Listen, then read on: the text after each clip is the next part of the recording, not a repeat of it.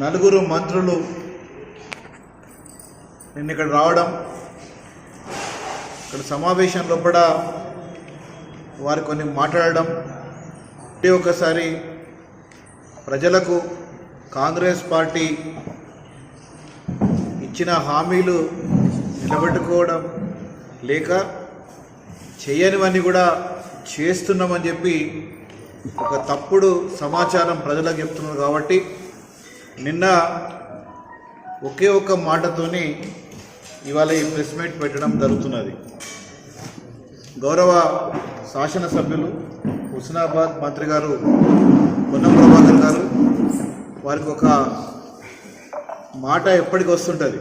ఏంది కదా అంటే, గత ఎమ్మెల్యే గారి ఇంటికి ముఖ్యమంత్రి వచ్చేది, ఏం చేసిండు ఎమ్మెల్యే గారు ఇక్కడ అని చెప్పి, సతీష్ కుమార్ గారు ఏం చేస్తున్నా అని చెప్పి ఆయనకు ఒక ఊతపదం లెక్క అయిపోయింది. హాస్పిటల్ విషయానికి వచ్చేది ఉంటే, మరి 2014లో కూడా అప్పుడున్న బీఆర్ఎస్ ప్రభుత్వం తెలంగాణ రాష్ట్రంలో కూడా ఏర్పడ్డప్పుడు కేవలం 30 పడకల హాస్పిటల్ మాత్రమే ఉండే, దాన్ని 50 పడకలు చేయడం జరిగింది. ఆ రోజు 2,75,00,000 రూపాయలు తీసుకొచ్చి దాన్ని అభివృద్ధి చేసుడే కాకుండా మళ్ళీ దాని తర్వాత మాతా శిశు కేంద్రాన్ని కూడా తీసుకురావడం జరిగింది. దాదాపు 11 లక్షల రూపాయలతో, 11 కోట్ల రూపాయలతోని. మరి అది కూడా ఈరోజు ఇప్పుడున్న మంత్రి గారు దామోదర్ నరసింహారావు గారు ఓపెనింగ్ చేయడం జరిగింది. చేసుకుంటూ ఏం అభివృద్ధి జరగలేదు, ఇక్కడ ఏమి చేయలేదు, మేము ఇంకా 150 పడకల హాస్పిటల్ తీసుకొస్తున్నామని చెప్పి మాట్లాడడం జరిగింది. ఆల్రెడీ మాతా శిశువుతోని 100 పడకలు హాస్పిటల్ మనము బీఆర్ఎస్ ప్రభుత్వంలో గౌరవ కేసీఆర్ గారి నాయకత్వంలో కూడా తీసుకురావడం జరిగింది. అదనంగా తీసుకొచ్చేది మళ్ళీ 100 పడకలు తప్ప ఎక్కువ కనబడతలేవు.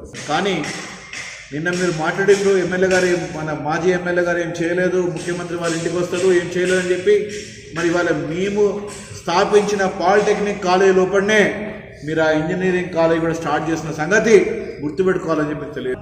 ఇవాళ మేము శాంక్షన్ తీసుకొచ్చి కట్టించిన మున్సిపల్ ఆఫీసు ఇనాగ్రేట్ చేసి మేము చేసినామని చెప్పి చెప్పుకోవడం మంత్రి గారికి ఎంతవరకు సమంజసం అని అడుగుతున్నాం.